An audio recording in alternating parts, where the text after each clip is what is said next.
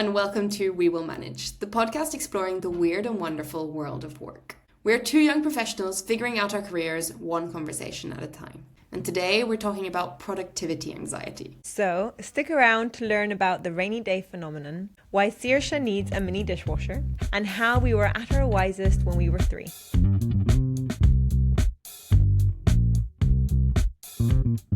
So today's another therapy session for myself. That's what we like to hear. Hopefully you can relate, at least slightly. I think you might relate on this one. Yeah.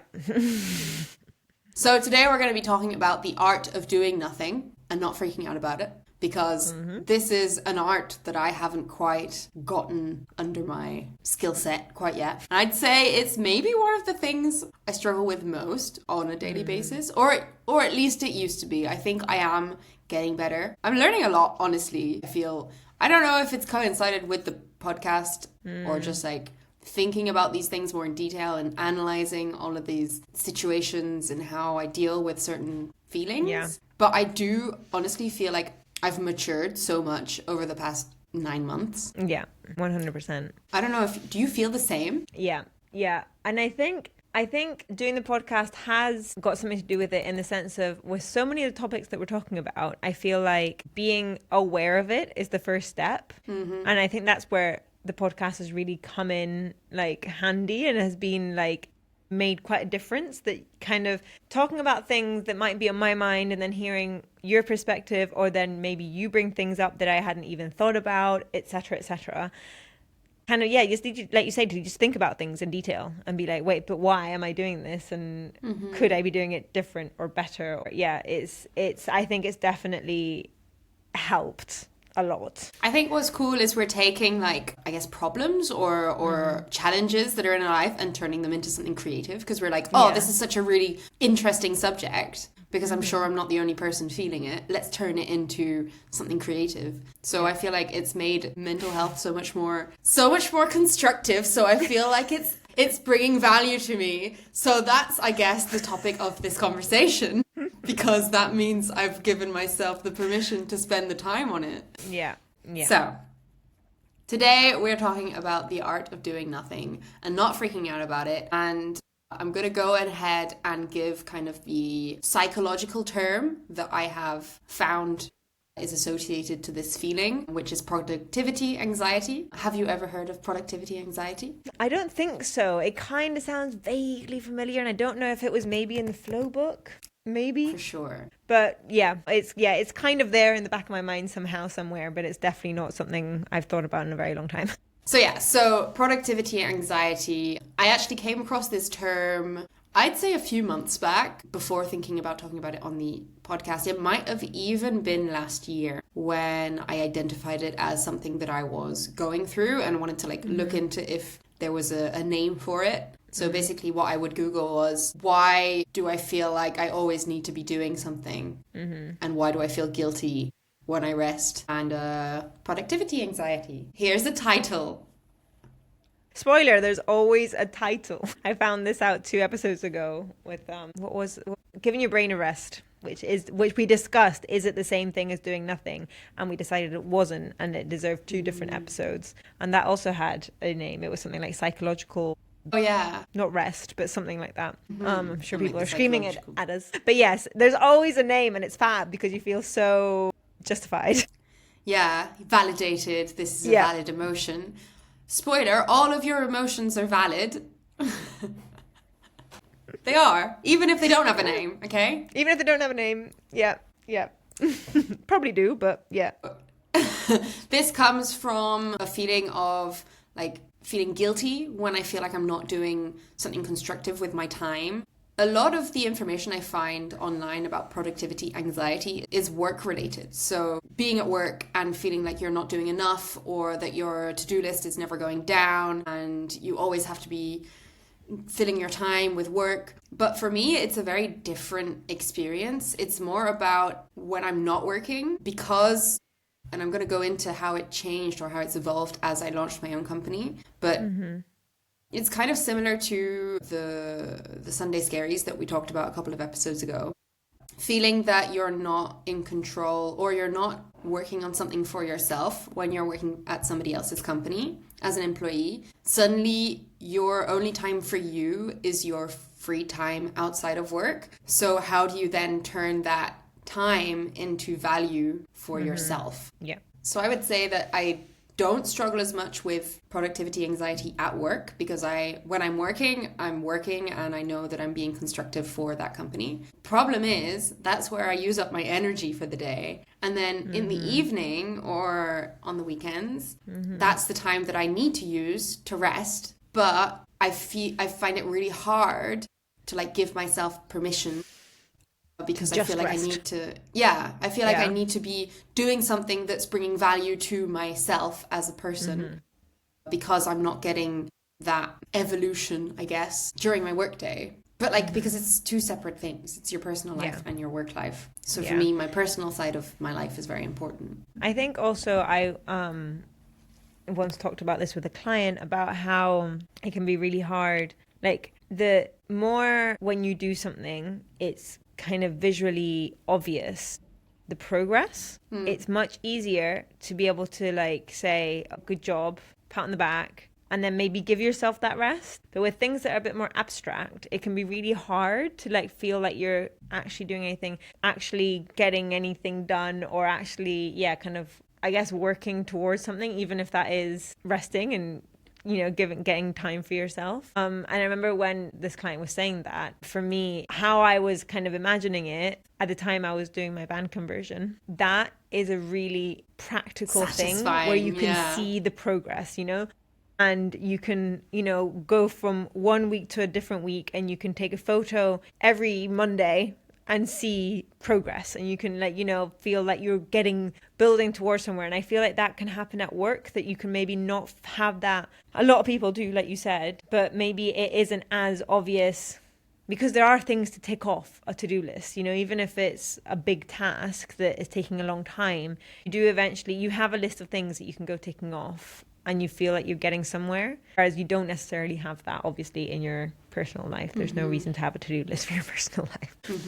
Yeah, and I think, so to kind of put in context, any spare free time that I have, whether that be commuting or evenings when I get home from work, I'm constantly trying to turn that into constructive time for me. So when I'm commuting, for example, I'm almost always either planning something, because I always have many things to plan, because I do lots of things, or I have people that are coming to stay, and I want the plans to always be the best and amazing, and I've always got something to plan.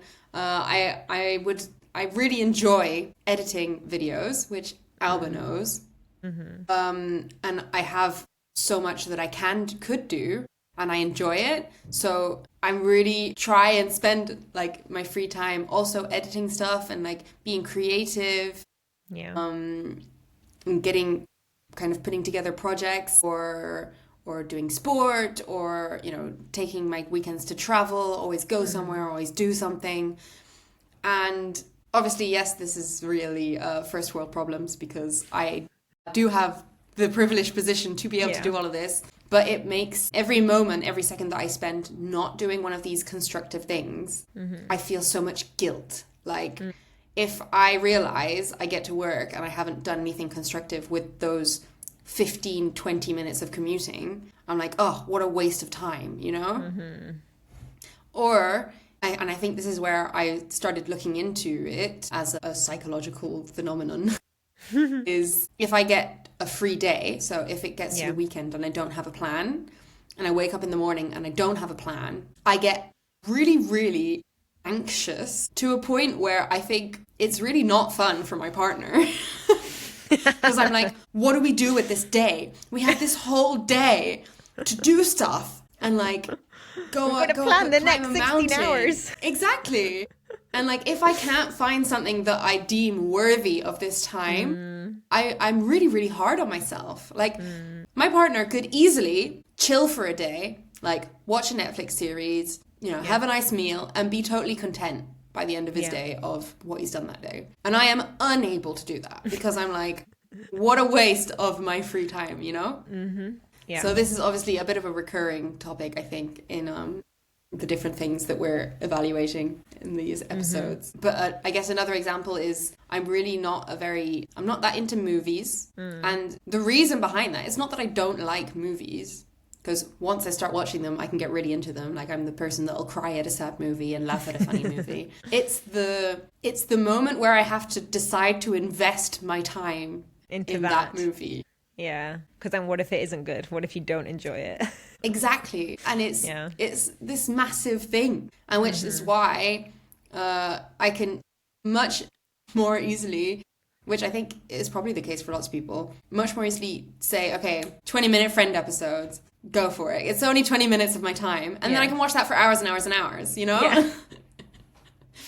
But simply because I don't have that massive decision at the beginning to invest an hour and a half or 2 hours of my life into something. And also, when I do watch movies, I am very likely to rewatch a movie that I know I've enjoyed in the past. Which is so funny, because I feel like I do the exact same thing, especially with series. Because I don't know, I love being in a series. I really don't like starting a series, like a TV series. I find it, like, I don't know, it just stresses me out, the idea of having to find one. Again, first world problems. But I will much rather sit and rewatch Friends, for example, or rewatch a film I've already seen, rather than trying to look for a new one, because you know you enjoy it and you think that that's less of a waste of time, even though you've already seen it. So what are you gaining? I guess enjoying it. And it's such a funny way to trick your brain into the same thing. Exactly. So that's the context. And it's a bit like, it's a real thing. Like, it's a thing that I really have to try and actively work on, because if you spend all of your free time feeling anxious about making sure it's productive, that's just not a way to live, you know? No. And you 100%. need that rest. Yeah. I feel like I almost go a step further in, not only is it like being able to do nothing and disconnect and just rest without freaking out, I struggle to not multitask. If I'm cooking, I want to be listening to a podcast or watching a show at the same time, and it's like, why can't I just do one thing? Or if I'm doing something else, a very common one is listen to a podcast while I walk the dog, for example, or watch a show while I cook. And it's like, I'm always multitasking things, and it's gotten to the point where it actually bugs me, but it's so hard to not do it. And is that you trying to be extra productive with that time? Yeah, I think it comes down to I've only got an hour that I'm giving myself when I was working for myself for lunch. In that time, I want to try and fit in an episode of whatever I'm watching as much as I can. So if it's 2 episodes of half an hour or 1 episode of 45 minutes or whatever, and I want to take advantage of that hour as much as I can, and that includes watching something. I mean, obviously if I'm obsessed with something, then it's also partly that I do just want to watch it, and or even when I do things that aren't as intensive at work, things that don't require all my attention, I'm what can I be doing while I do this? Editing photos is a big one. Once you're editing a big batch of photos that are taken on the same night, you create a preset, and then it's minimal what you have to change from photo to photo, depending on what it is, obviously. But, it's quite minimal, but it can take you 2 hours. So it's can I watch a show or listen to an audiobook or edit the podcast in the background while I do this? And it's just so bad. Yeah. So a step further is, not multitasking, just doing one thing at a time. And then, if that one thing is doing nothing, then even harder. I find it so hard to do. At the beginning of this, before we started recording, we were talking about my birthday's coming up, and it's an excuse to not do anything because it's my birthday. It's I need that to be able to say I'm gonna just chill, what you just said about watch a couple shows and have a nice meal and maybe go for a nice walk and just have a faffy day. So it's my birthday, so I can justify it. Why do I need to justify it? If that was a normal Saturday, because my birthday's on a Saturday, so it's not like I'm taking a day off. It is just a Saturday. Why can't that just be a normal Saturday if I feel like I need the rest? Yeah, when I was taking my notes for this episode, the thing I named the section where I talk about my own feelings, I called it the rainy day phenomenon. And what I mean by this is when it's raining outside, I am so much more chill because I'm not missing out. I don't have the fear of missing out, the FOMO of going out and making something of my day, because I'm a big mountain person. Yeah. Like, I really want to constantly go and climb a mountain because I have for context, for those of you watching us on YouTube, I'll give you a sneak peek of my Google Maps, right? So all the green dots are mountains I want to climb. I want to go up. That's a lot of mountains. Oh my God, more green dots appeared. Yeah. It's infinite. It's infinite. So, like, me not making the most of a sunny day is unthinkable. Yeah. So when it rains, it's like brilliant. I can chill, but then obviously I want to chill productively. So I'm going to chill editing a video. Yeah. Or cleaning the house is such a perfect example, right? Oh. So this is the last thing that was on my list. Doing the dishes. I think doing the dishes is the task that I despise the most in the world. And I have a reasoning behind this. Here it comes. This is time that I can't be spending on something else. It kind of goes for everything to do with like cleaning. It's time that I can't be spending on anything else. And in my brain, in how I function, I consider that this isn't bringing me any value. Of course it is. It's making me live in a clean, nice and tidy house, which I really appreciate. It's making it so that mice don't come into your house. Exactly. But like in my first degree mind, that's wasted time. Like, it's not bringing me any value. So I hate doing it. And I think it's just like the amount of times I've looked up mini dishwashers to see if I can fit one in my flat. I do have to admit, I mean, maybe not. I feel like with 2 people, it's touch and go. But any more than 2 people, dishwashers are the way to go. 100%. I love cleaning the house. Like, that does bring me so much joy. The value for me in it is just, I feel so satisfied when it is clean. Like, I can feel my whole body going, It's like a big sigh from my whole body. Within all that stuff, oops, I hit the mic. Within all the cleaning things, dishes is very low on the list. Definitely one of those. And then as soon as, like when we were a family of 4 living under the same roof, Mamma mia. Oh my God, it would take so long. And it's just, it doesn't even feel that good unless you have someone drying and putting away because the dishes are still there. They're just clean. So I do get the frustration with the dishes. So that's kind of an example to put things in context of how my brain works. Because for me, something that's bringing value is something that I consider a project worth working on. So if it's editing a video, I will be working towards an edited video and end of like a project completed. If it's preparing a podcast episode, then I'm preparing, it's working towards the podcast being a brilliant success, which it is. Or planning a trip, so it'll be the perfect trip. Obviously, I'm a very type A personality. Everything has to be perfect. I think that's pretty clear. Yeah. So anyway, that's the context of this episode. Yeah.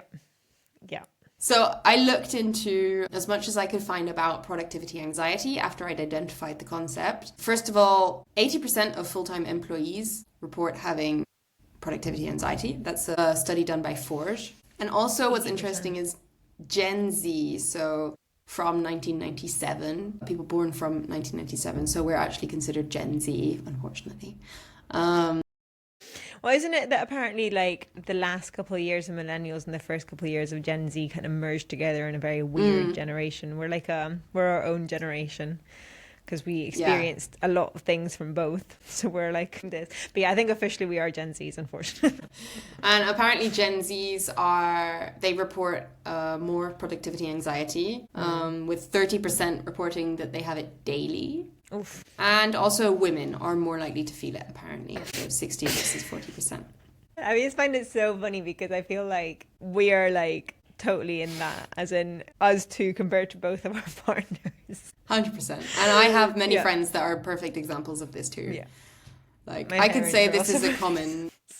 common occurrence, at least of our generation and beyond that. But like, if you look into productivity anxiety, the questions that come up to identify if you are feeling this is, do you have feelings of guilt or shame about resting? Are you worried others will judge you for appearing less busy? This one is an interesting one because I cannot really relate to this. I don't think my productivity anxiety is related, at least to the fact that it's on my, because it's on my personal life. Like, I'm not worried that my partner's gonna think that I'm not working hard enough. That you're lazy, So I don't think that's one of the factors for me, but it could be for other people. Yeah, like you say, I think it is if you feel it at work versus in your personal life. Because I think both of us very much feel it in our personal lives, not so much in our work lives. So yeah, it's not external because nobody is seeing you in your house, chilling or not chilling. Yeah, I guess absolutely. It could be an outward thing of like, if you cared when it came to social media things, that like, if you get that kind of not satisfaction, what's the word I'm looking for? Like, adrenaline. Again, or like approval or whatever of like putting it out there and other people. So in your case, for example, climbing a mountain, if you put a story or whatever up doing that versus you're not going to put one up of cleaning the dishes. So if you were someone who like have that kind of, you know, again, not approval, but yeah, whatever from social media, I guess that could be that kind of like other people seeing you do cool things versus just sat at home on your bum watching Netflix. Yeah, I think that can play a big role in it. In fact, I've got some stats for that. So yeah, are you worried others will judge you for appearing less busy? Is something that can kind of bring it out in people. And are you nervous that an ever-expanding to-do list will sink you? So do you feel like your to-do list is just getting bigger and bigger and bigger and not going down, and that you're not going to get ahead of that? And going through this, I was kind of interested even more to discuss it, because for me, it's not that negative side of things. It's a lot more of a positive connotation, which mean like, I'm so excited about so many things. So I'm so excited to create a movie, or I'm so excited to record this podcast, or do a beautiful painting for my wall, or like I've got so many hobbies that I really love doing. Yeah. That it seems like such a waste to me to not be spending my time on one of those projects, you know? Yeah. Yeah, I think I really struggle to, like you say, not do one of the very many things that I enjoy doing in my personal life outside of work by myself. Whereas with my partner, I find it a lot easier to do. Like, I don't know, I have a glass of wine at the end of the day and just chat. But again, it's because you're doing something. You're chatting. Yeah, it's in a very relaxed manner. You're not like, in my case, multitasking and doing other things at the same time. But I guess there's like, the value in it is that you're connecting with someone. Absolutely. Like we mentioned in the Sunday Scaries episode, one of the best like antidotes is when you're likely to feel that anxiety is to replace it with connection. And because like you say, it's always going to be added value to us if it's people that we love and that we want to work on that relationship. Yeah. So it actually is value. Because of our Sunday Scaries episode, so at my new job, I just showed Saoirse some photos that we were doing for a new promotion that we're doing called Slow Sundays, which is to get people to come for Sunday lunch. And we want people to come and like relax. And like the whole point of it is to just come, chill, big group of people, and you can like go off into the market, come back to your table, and there's like no rush about it. And because of our Sunday Scaries episode, one of the like promotional things I want to do for it is like call it an antidote to the Sunday Scaries. It's our Slow Sundays. I don't know. I kind of like, out of curiosity, like asked my bosses, I was like, does anyone know what Sunday Scaries is? And they were like, no. And I was like, okay, no, I'm just wondering. They're older, as in not old, but they're older. They're not our generation. And I was curious, and they were like, no, what's Sunday Scaries? Is that a thing? And I was like, it wasn't the time to get into it. And I was like, yeah, never mind. I was just curious. But I'll definitely be using it. I think for our generation, it'll be interesting to see if it captures anybody. Yeah, and I think so many people in London have like high stress office jobs. Yeah, exactly. I think that's a really good idea. Yeah. I'm like on the generation, because you mentioned the generation again. I also saw that like social media, there's so much of this kind of pressure on on our generation that comes from this fear of missing out, of constantly seeing what everybody else is doing. Also, there's a lot of like, this is kind of the thing that I related to most. So there's this big culture of like self-improvement and always being better and working towards being healthier and fitter and creative, and this big culture of self-improvement and working on yourself that can put even more pressure on yourself. I constantly have to be working on myself. So like, for example, like the technology feedback loops that people have. So for example, checking their screen time and checking how much sleep they've gotten. And like, you have so much technology now that gives you feedback on how you're doing and how you're progressing and how you're getting better at being healthy. And it's almost too much information that we just don't need. Because it all comes back to, how do you feel? Do you feel like you got enough sleep? Because if your Apple Watch is telling you that you got 2 hours of deep sleep and 7 hours in total, and you should feel really well rested, but if you don't, you don't. And it's like listening to your body. I feel like with like getting healthy and stuff, like going to the gym and all that as well, it can very much turn into an external thing rather than I'm going to go because I want to go and because I enjoy it and because I'm going to go to this class or do this thing that I actually like to do, rather than just because I feel like I should look better or whatever. Yeah. Basically, just listening to your body. Absolutely. So what I did is I looked into, obviously I know that this isn't constructive and it's not, like I say, you shouldn't be living with anxiety for trying to live a better life, because it's counterproductive, very clearly counterproductive. So like many of our episodes of this season, it's a lot about understanding how rest and just chilling out is also bringing value, and being able to prioritize that. And I think a big kind of aha moment for me was when I went on my trip and I was doing absolutely nothing for Forced days to do nothing on end. In fact, I wrote a little story about this on my Instagram the other day. Like, being forced to do nothing is like the only way to get me out of this loop of constantly being like productive and then feeling guilty when I'm not, so then doing it again, and like not getting that proper rest. And the one thing that I noticed the most, apart from feeling a lot less anxious after figuring it out, because it was really tough at the beginning because I'm used to this way of living. But once I'd figured the anxiety out and was I was like chill and had accepted that this is how these days were going to be and that it was going to be fun. Whether you liked it or not, yeah. Yeah, exactly. My creativity spiked. Like, I had so many ideas and I was like, oh my God, I could write a book. I could do this, that, and the other.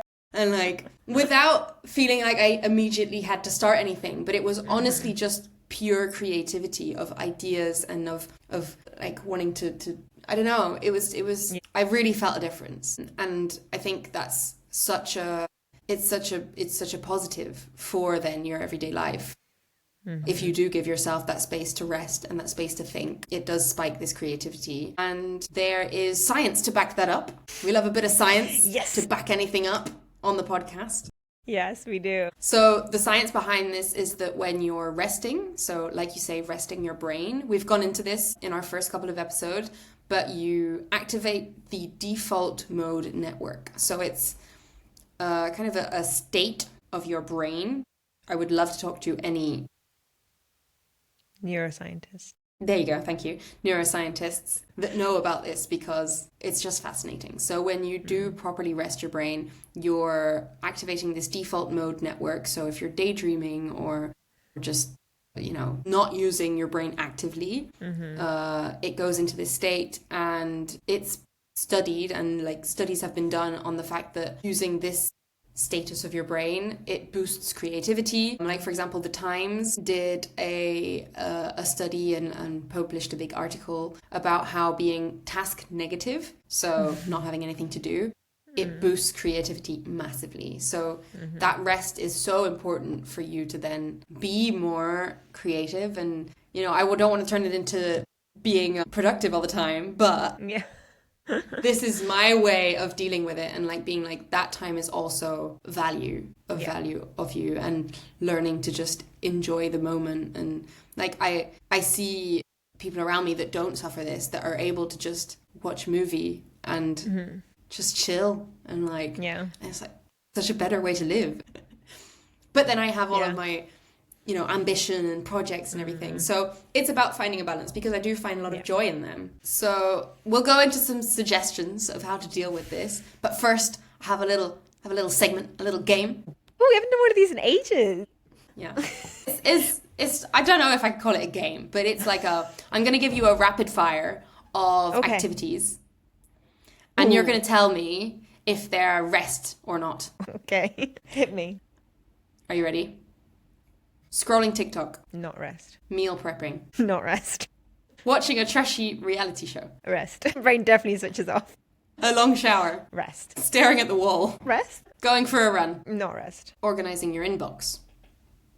Not rest. Therapeutic, but not rest. I like that last one. So yeah, so that's kind of get an idea of things. The best proven. So I looked into the best proven ways to rest your brains. Okay. I think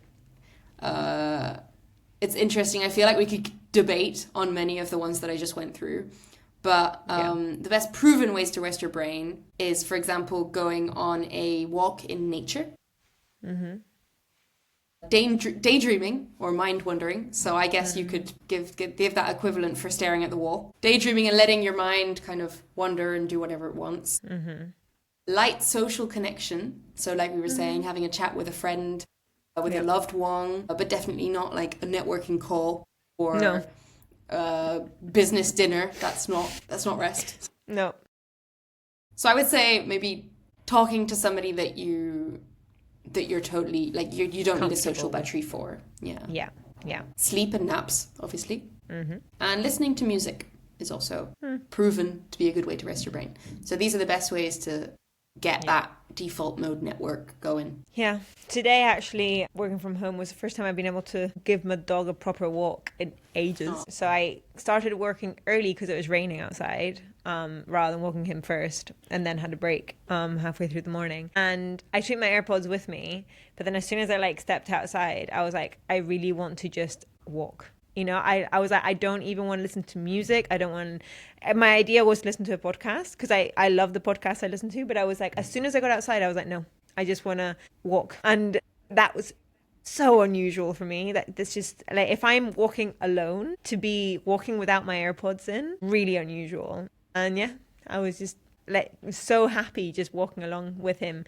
And is it because I haven't done it properly in like a week and a half? So I was like looking forward to it more than if it's like a daily thing. I don't know. Maybe it is because I've got like not more going on, but there's been a lot of overload of my brain, I feel like, and not a lot of chances to rest. Mm-hmm. So my brain was like, no, take the opportunity. Don't use the AirPods. Maybe it was a mix. Don't give me more stimulation. I don't need to listen to true crime right now. But yeah, so that was like a really interesting moment for me. Yeah, I can absolutely relate. Like sometimes I go outside and I don't want to listen to music because it's a bit more stimulation. And also last weekend I went on a hike. And when I was hiking, I said to my partner, like, this is just as happy as I get, you know? It's the place where my brain is resting, but I'm not feeling guilty that I'm not doing anything. And it was like a super chill hike and a beautiful, beautiful scenery. It's just, I was just so at peace with what I was doing at that very moment. And I think that's not all the time. That's not very often that I feel that peace in what I'm doing without it being a very consuming task. Yeah. So this is the evaluation. So I've actually gone through so much, I feel like, good ideas, just simply thinking about this and trying to prepare for this episode. So of suggestions on what to do. So I kind of looked up to see if I could find other suggestions, but I do have some that I kind of came up with myself. So they're not proven, Some emojis. But I'm gonna give you them anyway. So the first one I reckon is probably pretty applicable to most things. So first of all is changing your perspective, and also like we spoke about this in our episodes of rest, and like our first couple of episodes is giving yourself permission to rest, because it is also building value for you. It's like it's fuel, it's not waste. But then something I realized, which I came up with this one all by myself, and I think it's going to make a real difference. Yeah. Before you say that, going back to the one before with the giving yourself permission, I literally have in my like daily routine wind down from a certain time of night where I'm not allowed to do anything, and that's like my way of giving myself permission to rest. It's in there, and like those 2 hours of the evening or however long it is depending on the day, it is just to, in theory it's after dinner, so it is just to take a nice long shower, read, whatever, just hang out, watch a show, unwind and not do anything else. And that's my way of giving like permission. And it's like, as I know it's coming, I like prepare for it. This is just such a type A personality thing to do, but it's like, as I know I'm going to do, it's scheduled. Absolutely. In. Yeah. So I'm like doing as much as I can before then, but not in a like kill myself way, but it's like I'm prepping so that when this time hits, I can disconnect and like stop. So yeah, that's my way of giving myself permission. I think that's super, super important and a really good way to do it. Always scheduling in this time, just as scheduling in going to the gym, or scheduling in that to-do list or that thing on your to-do list that you had to do. If you schedule in this blank space, so the nothing, then a time to put your phone in airplane mode, whatever. So you're not, simply because then your brain isn't searching what should I be doing with this time. It's prepared. It's like, okay, this is rest time. Yeah. So that's definitely something I would like to integrate more. In theory, I do this. I try to not start anything after like 10 p.m. But I struggle to stick to that. So give me the game changer. Yeah. I realized, because like I said, I don't struggle with this at work. And it actually has so much to do with what you said about the van. So at work, I do have a to-do list that I take off, and things happen and progress happens, and you're like, okay, I did a good job, Feel accomplished.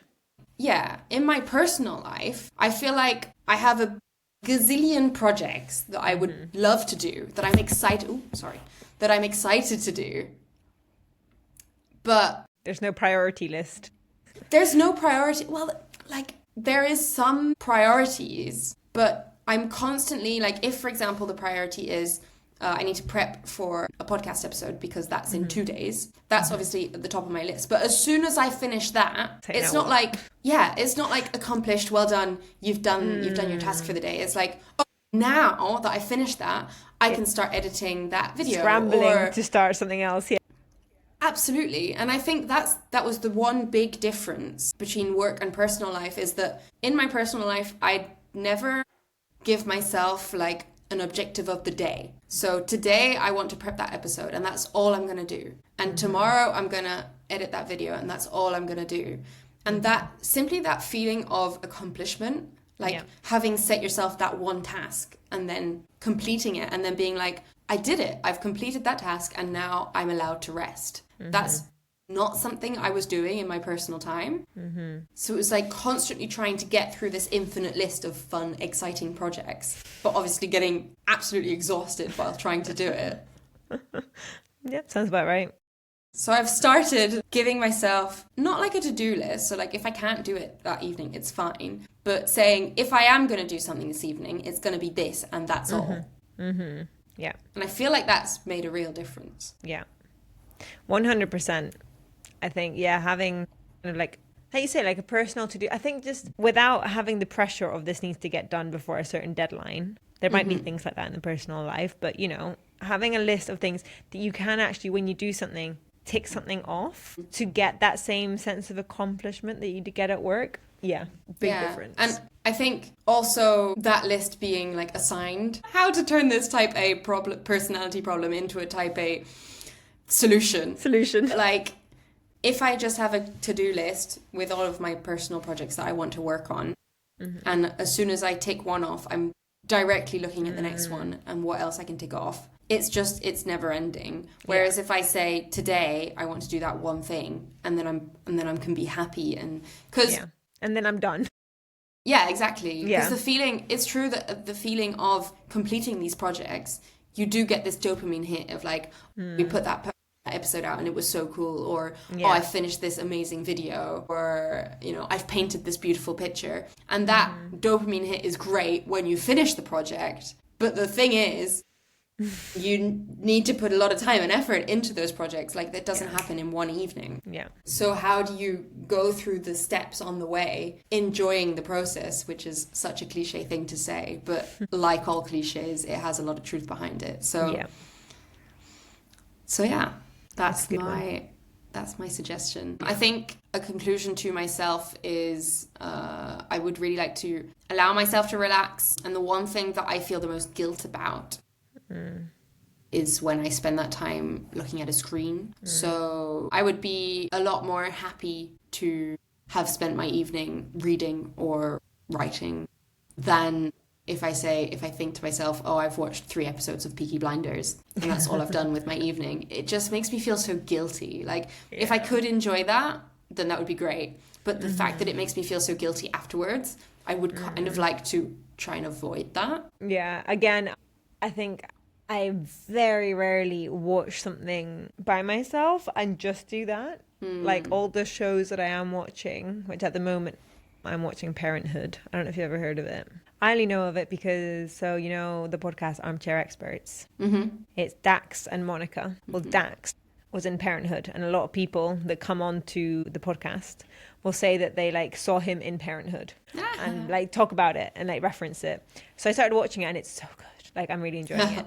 But I will very rarely just watch that. That is something. Whereas in the evenings, me and my partner very often will watch an episode of whatever we're watching. And then it's also game changer. We're watching a series at the moment that is on ITVX, the player that they have online, BBC iPlayer kind of thing. And it's got ads. We should never have stopped watching content without ads. It makes such a difference. Also, if you're watching something with someone, it gives you time to talk about it. 100%. And we're actually enjoying the ads, which is hilarious. Or it's I totally agree, though. Oh my God. It's so funny. Revelation. And it feels so nostalgic. This is where we're more millennial than Gen Z, because I feel like a lot of Gen Zers won't remember watching TV with ads. But I just remember ads are on, quick, and then everyone would scramble and everyone was getting the cup of tea and going to the toilet. Yeah. And then you'd be quick, it's back on. 100%. So anyway. Absolutely. That's the things I enjoy most watching with my partner are things on the TV, on the TV. Top Chef and The Voice are top 2. I thought about it yesterday. I think The Voice should be starting, the French Voice should be starting sometime soon.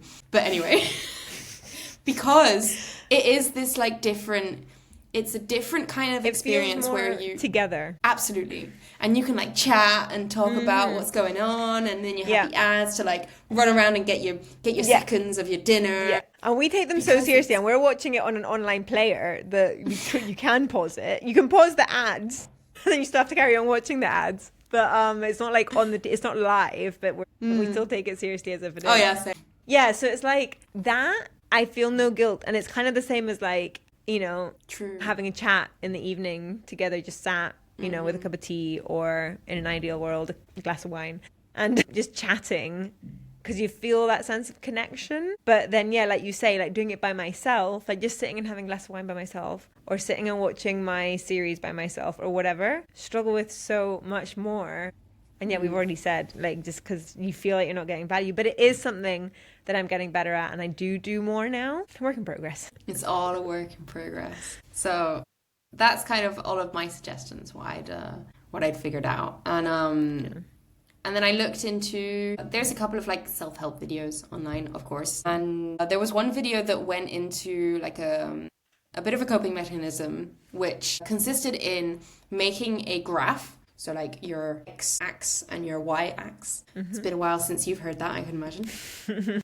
And on your horizontal axe, you put, no, let's start with the vertical. So on your vertical axe, you put low effort and high effort tasks that you do during your week or during your day. And then on your horizontal axe, you'll have whether they bring you closer to your goals or to your values, if they bring you closer to your values. Or they say away from your values, but I think it's more like not bringing you closer to your Not values. bringing you, just still. Constructive for the things you want to work towards, or not constructive for the things you want to work towards. And I'm not sure this would be massively helpful for me, but I'm kind of open to giving it a go.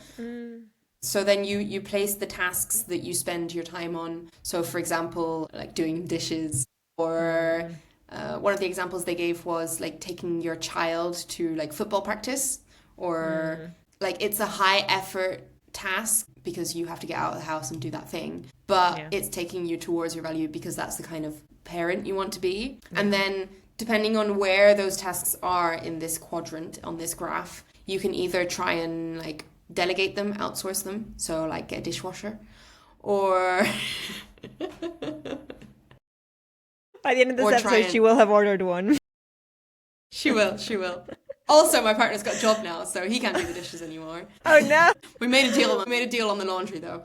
So like, for example, the low effort that bring you towards your values, you've got to enjoy them. Like they're the perfect things. High effort that bring you towards your values, you can kind of like make sure that you have them in perspective. So make sure that you remember why you're doing them, and that will make you have a much better relationship with these tasks. So like, put into perspective, I'm doing this because of this thing. And then high effort, not taking you towards your values, try and get rid of them if possible.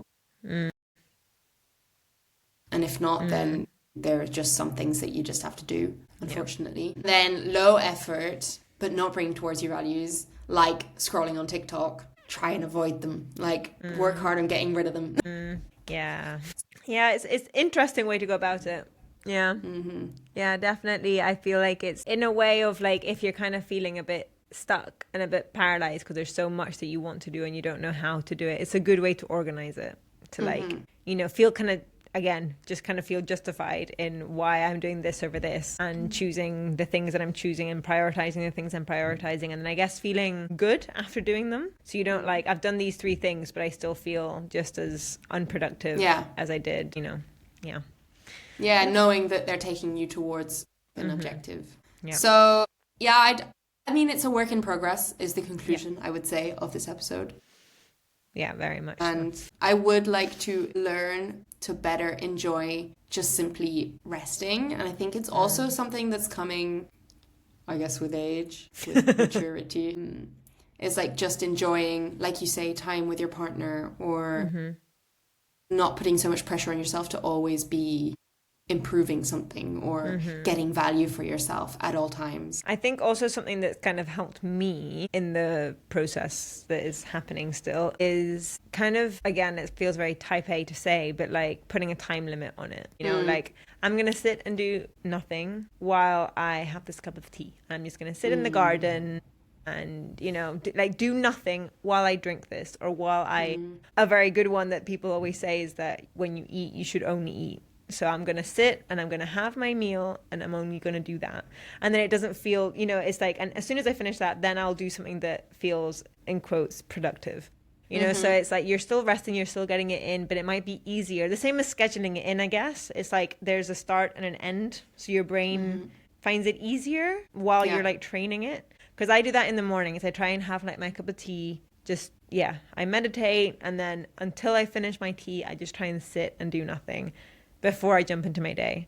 And then I can tell the days that I'm feeling a bit resistant for whatever reason, I'm like really dragging out the tea. So that's a sign. Getting a bit chilly. Maybe I should make another one. Yeah. But it's just a sign to be like, why am I being so reluctant to get on with my day?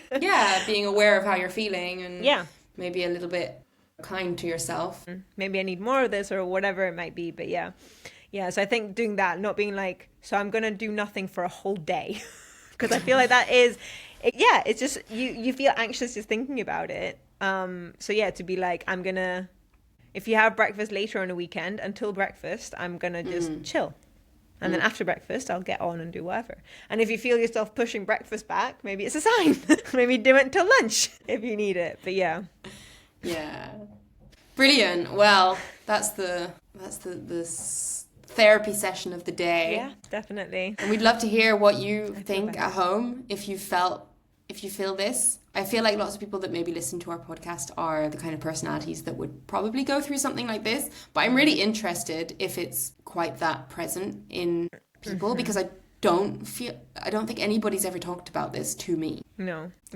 It's because I think, especially as kids, you kind of work on the assumption that you're like lazy, or that you don't want to do stuff, that you do want to play, that you do want to do unproductive, again in air quote, things. So you're pushed to always do the productive things because you don't need pushing in the other way, until at one point you kind of starts being the other way around as you become an adult, I feel like. Yeah, because you kind of fight trying to do the productive things as a kid so that you can do the fun playing things that as an adult feel like a waste of time in quotation marks. So I think it's because of that. It's because people think that people are lazy rather than the other way around. Yeah. So leave us a comment below or on any of our social media. Yeah. Just to let us know. Have you felt this? Is this something that's present in your life? Yeah. Does something it you've ever affect you? thought about? Yeah. Yeah. We will manage podcast everywhere, even at Gmail. You'll find us if you want to send us a message. And yeah, we hope you enjoyed. Hope you enjoyed, and we'll be seeing you next week. Do we know what we're talking about next week, or is it a surprise? I don't know what we're talking. We don't know what we're talking about yet. Look at us, wild. Yeah, I know. I think with this season, there's so many things. It's almost like hard to choose which one is to do next. Like what I'm to so excited prioritize. about mine. So yeah, I'm not sure. So we will see you next week for whatever that may be. Surprise. Have a brilliant week, and thank you for being here.